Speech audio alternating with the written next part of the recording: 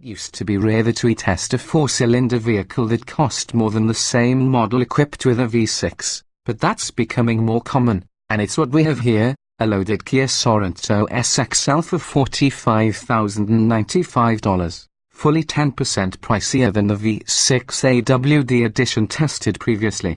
This 4, though, isn't the base engine, it's the 240 horsepower turbocharged 2.0-litre found in the X and in this SXL for SX Limited trim level. It generates more torque at lower RPM than does the 290 horsepower 3.3-litre V6, while squeezing an extra 2 or 3 miles out of each gallon of regular unleaded gasoline, according to the EPA ratings. Like all Sorentos, it features a 6-speed automatic. Bracketing the V6 at the lower end of the lineup is a second 4-cylinder, as the base Sorento L and LX make do with a normally aspirated 2.4-litre rated at 185 horsepower. The upside to the base engine is that it returns the best EPA ratings. Generally speaking, all the 4-cylinder models, turbo or non-turbo, are Toro crossovers, while the V6 versions LX, X, SX, and SXL add a tiny third-row seat. There's only one way to get 3 rows in a 4-cylinder. The LX with the base engine offers the third row as an extra cost option. Trade-offs: while opting for the turbocharged 4 instead of the V6 looks like a straight-up exchange of 50 horsepower for 3 miles per gallon in the EPA combined rating, the real-world situation is a little more nuanced. Our V6 test car was in the SX trim, which is not available with the turbo and is one step down from the SXL we drove here, and the 6 weighed 136 pounds more on our scale. At the track, this Turbo 4 trailed the V6, taking 8.0 seconds to hit 60 miles per hour versus 7.2, but the gap narrowed in the quarter mile, this model doing 16.2 seconds at 87 miles per hour as compared to 15.7 at 90. Full throttle drag racing probably won't figure into most buyers' lives with a car like this. A more telling figure may be the mid-range passing times.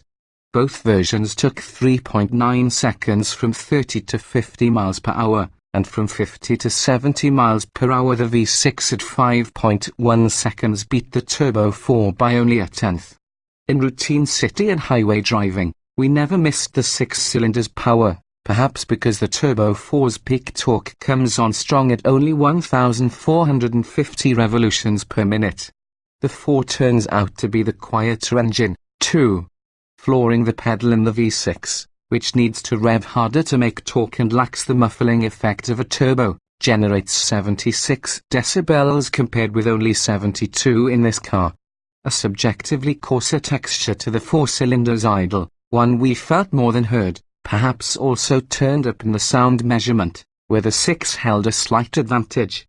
On the same Michelin tires and 19-inch wheels, our Turbo 4 and V6 Sorentos recorded an identical 0.80 grams of lateral acceleration, not bad for this class where we still see a lot of crossovers in the low to mid-0.7 grams range. On the road, the Sorento is competent and assured without feeling particularly eager in cornering maneuvers. Kia brags about the rack-mounted electric power steering motor on upper trim levels. Lesser versions mount the motor to the steering column. There's a definite improvement in steering feel and response over the previous generation Sorento, but it's still not as lively or communicative as we've found in European brand crossovers. At 183 feet from 70 miles per hour, braking took a little longer in this car than in the V6 and we measured slight fade over repeated stops. The V6 stopped in 179 feet with no fade. There's no mechanical difference in the brakes, but the turbo model's weight balance tilts slightly more toward the front axle. One number that might sway some toward the V6 version is its 5,000-pound tow rating in all-wheel drive form. The 2.0-litre turbo can pull 3,500 pounds in front and all-wheel drive edition same as a FWD V6. While Kia says the base 2.4-litre is good for 2,000 pounds. Feature-rich, the other number that matters is the sticker price, and here we should note this SXL brings a lot of standard content, giving up nothing to the SX V6 and adding a heated steering wheel, Napa leather seats, heated and ventilated front seats, and a heated second row. Our test example was also equipped with the optional $2,500 technology package, which includes xenon headlights, lane departure warning, forward collision warning, an electronic parking brake, adaptive cruise control, and a surround view monitor. So, yes, it's a $45,000 Kia, but it has a lot of the same features that you'd find in luxury brand crossovers in the $50,000 to $60,000 territory. And, as our earlier test found, both the exterior and interior design and execution are to a high standard.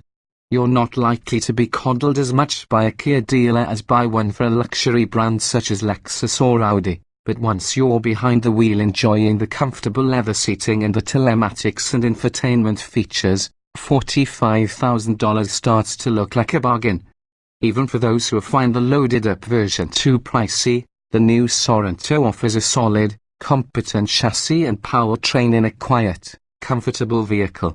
Shop carefully. The content in the trim levels varies depending on whether you're getting the V6 or the Turbo 4, and front or all-wheel drive. But like us, you may find this Turbo 4 to be the Sorento of choice.